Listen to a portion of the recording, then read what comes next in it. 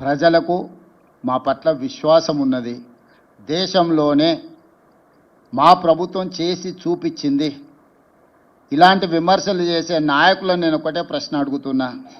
11 సంవత్సరాల నుంచి నరేంద్ర మోడీ గారు ఈ దేశ ప్రధానమంత్రిగా ఉన్నాడు. 16-17 రాష్ట్రాలలో మీ ప్రభుత్వమే ఉన్నది. గుజరాత్లో 25 సంవత్సరాల నుంచి మీ ప్రభుత్వం ఉన్నది. మీరు అధికారంలో ఉన్న రాష్ట్రాలలో చేసి మీరు ఆదర్శంగా నిలబడి ఉంటే ఈరోజు తెలంగాణ మోడల్ని మీరు అనుకరించండి అని చెప్పే అవకాశమా మాకు రాకపోతుండే కదా. రాజకీయంగా లబ్ధి పొందాలన్న ఆతృతగా అనిపిస్తుంది వాళ్ళ మాటలలో తప్ప పకడ్బందీగా కులగణన చేయాలి, జనగణనలో కలపాలన్న ఆలోచనే చేయలేదు. చేయాల్సిన జనగణన కూడా 2021లో చేయకుండా వాయిదా వేసిండ్రు. ఇవాళ అది కూడా చెయ్యాల్సిందే అని చెప్పి మేము ఒత్తిడి తీసుకురావడంతో ఈరోజు వాళ్ళు ముందుకు వచ్చిండ్రు.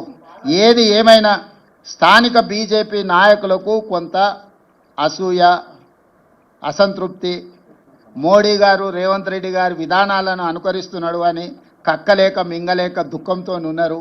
ఇంకా వాళ్ళని ఎందుకు చారి ఇబ్బంది పెడతావు?